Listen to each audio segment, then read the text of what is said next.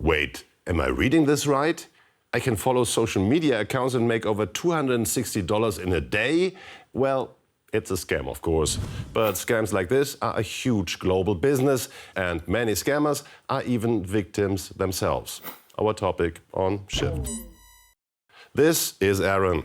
He was taken to Myanmar under false pretenses and forced to scam people online or via the phone. We'll show you Aaron's story in a moment. But what exactly is scamming?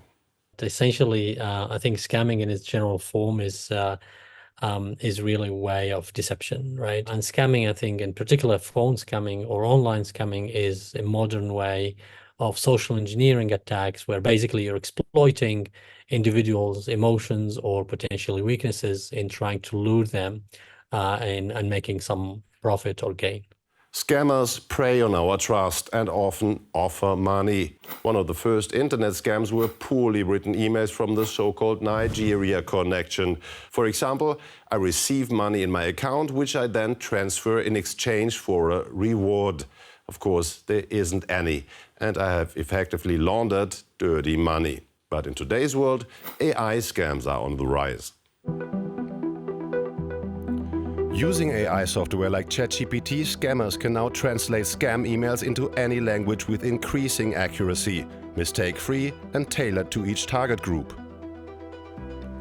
One popular scam is the so-called shock call. A scammer posing as a police officer demands bail for a family member allegedly involved in a crime or accident. But the scam took a more sinister turn recently thanks to AI. Es hat ja auch schon diese Angriffe gegeben in USA. There have been cases in the US where mothers received calls from their daughter's alleged kidnappers. A mother would hear her daughter's voice in the background saying, "Mum, Mum, they're hurting me." And of course, the voice was AI generated. Someone will have recorded the daughter's voice somewhere and used AI to sound like her.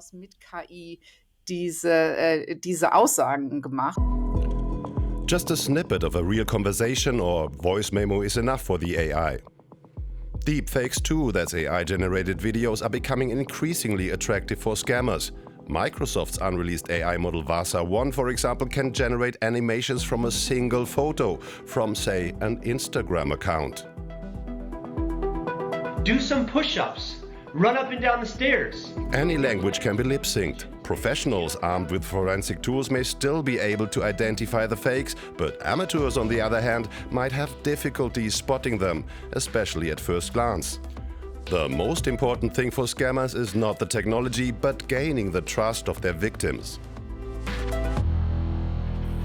Wir reagieren also immer sehr mit Vertrauen. We're very trusting when someone gives us just a few pieces of information, like the name of someone we know. But that information is easily accessible on social media. Who I am friends with, who I am in contact with. Anyone could go and use their names. We're often not so aware of that. Many scammers work from West Africa, Southeast Asia or Eastern Europe and often target the richer global north. Vulnerable people are targeted first, like children and seniors. But also people who are lonely, tricked by so-called romance scammers, are taken advantage of financially. Scamming has long been part of organized crime worldwide. In Southeast Asia, there are entire office complexes where hundreds of scammers work side by side. But in many cases, the people in these so-called scam factories are actually victims themselves, having been brought there under false pretenses and forced to defraud others. A UN report shows the scale of this modern form of slavery. Credible sources indicate that at least 120,000 people across Myanmar may be held in situations where they are forced to carry out online scams, with estimates in Cambodia similarly at 100,000.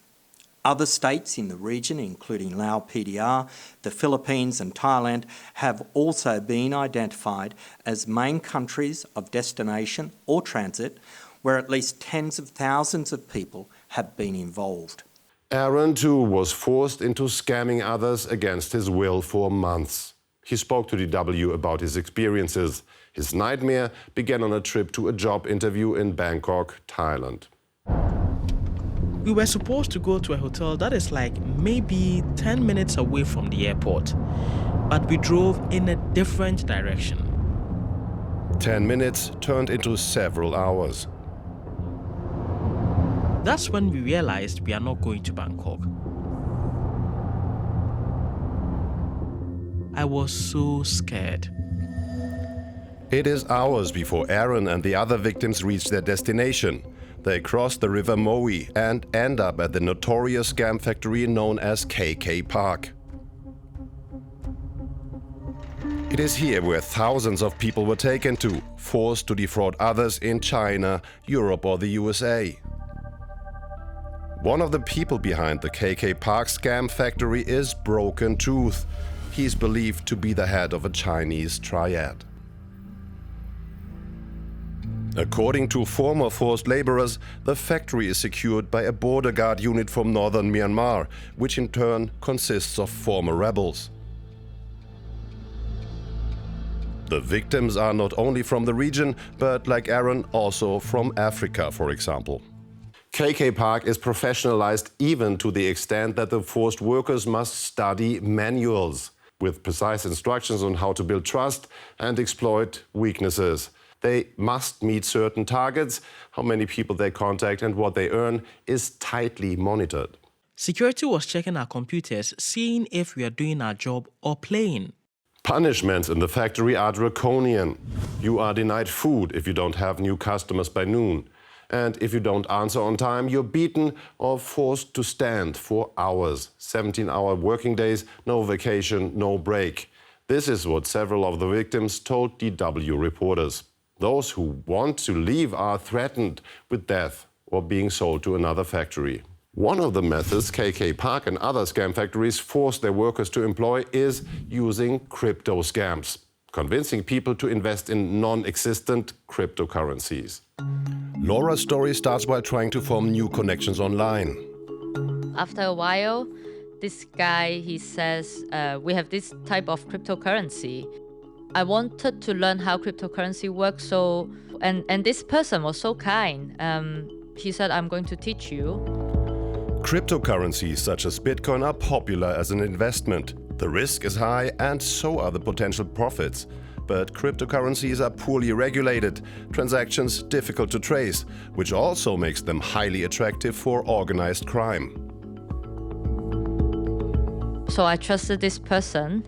I let him teach me. You invest in the website, you can see your funds there, you can take out the money. The scammers maintain contact with the victims for months, persuading them to invest more and more money. Laura thought the website was legitimate. She was convinced she was investing her savings well. Instead, her money flowed into a crypto wallet, a kind of digital account, and was in the hands of the fraudsters.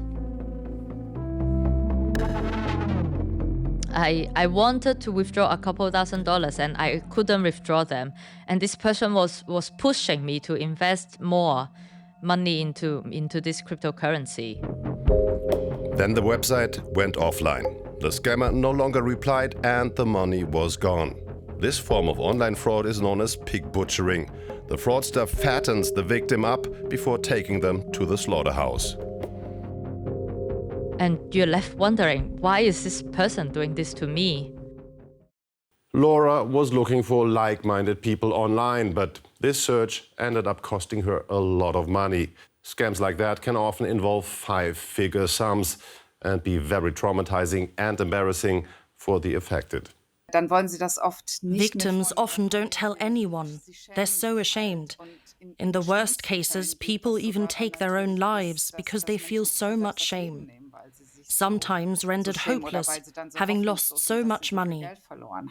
It's an incredibly lucrative business for criminals. In the US, for example, scammers stole a monumental $10 billion from private individuals in 2023. And that's not even including scams against companies. So how can you protect yourself?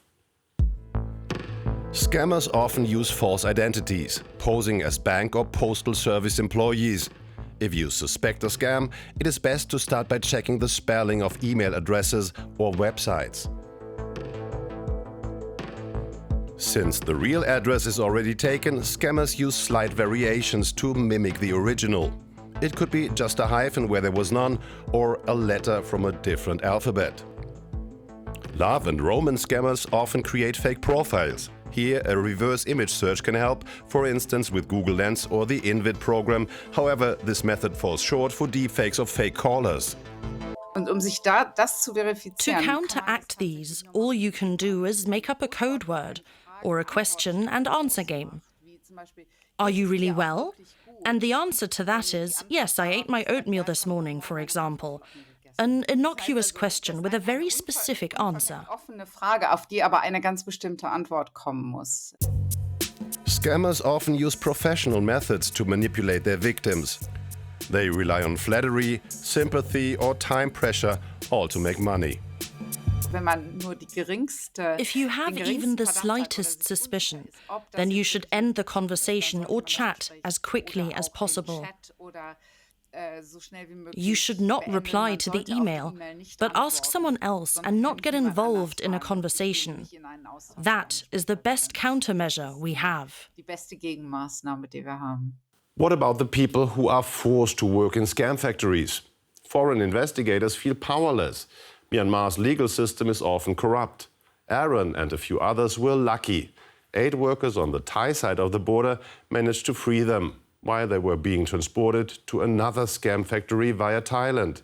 But transfers like this rarely happen. And not every rescue goes to plan. Scammers are often one step ahead of investigators, also because authorities struggle to cooperate across national borders.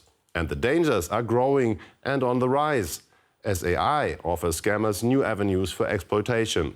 So we must continue to keep a close eye on them. Thanks for watching. Until next time, and stay vigilant.